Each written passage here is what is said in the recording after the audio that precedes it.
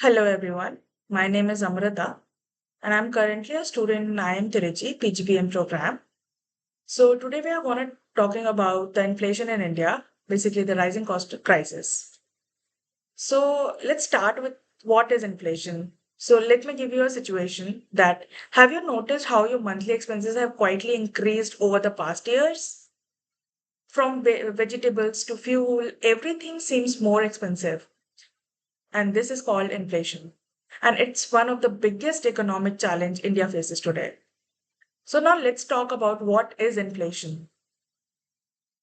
Let's discuss about it. So basically, let me explain you what is inflation. Inflation is basically sustained increase in a general price levels, which reduces the purchasing power of the common man, basically. And how it can measure?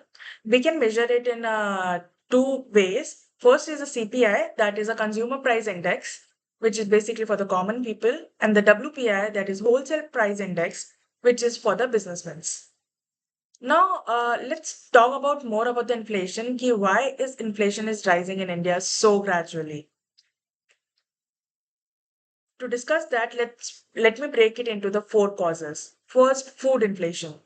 It heavy dependence on the monsoon, and when the monsoon is not appropriate, there is a supply shocks, usually in the vegetables and pulses. Second, fuel prices. India imports 80% of the crude oil globally, and if the global price increases, domestic inflation arises. Third, supply chain disruptions. Logistic inefficiencies will happen, like the way post COVID disruptions will happen. Fourth, currency depreciation. The day by day, if the currency will decrease, it makes the imports expensive for us. Even the inflation in India is often supply driven rather than a demand driven. Now, talk about the economic impact, how the inflation will impact economically. Firstly, it will reduce real income. It will hurt the middle and the lower class the most, and it decreases the savings of the people. It impacts economic growth as well. Even I can just adding on to it, inflation acts like a hidden tax, especially on those who can least afford it, usually the middle class people. Now let's see how what the measures we can take to control the inflation. Let me divide it into the four parts.